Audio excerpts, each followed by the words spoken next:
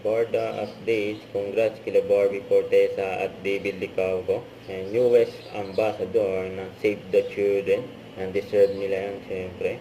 At kasama ng Borda, mga boses ng GMA at ng the Save the Children.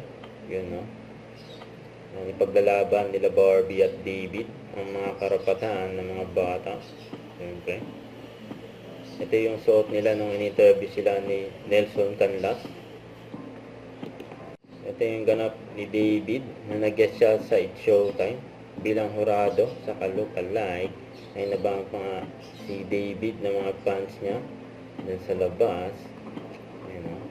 Yan yung ka-accommodating si David sa mga fans niya. May kasama pang pabati. May David.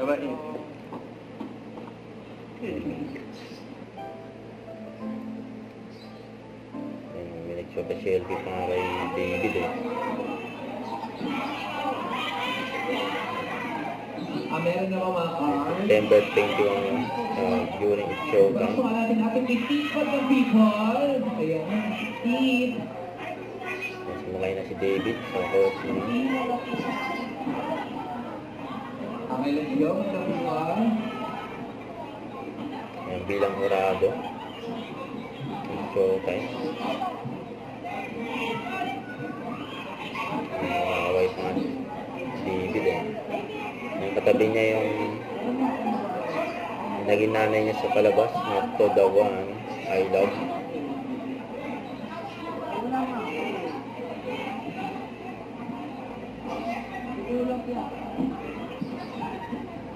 Okay, Madam People, patuloy naman ang mahawak ninyong interview nito sa inyo. Okay. Yung maging sa Ano mo yung host sa kunwari, di ba? Pasok mo maaftan. To The One I Love.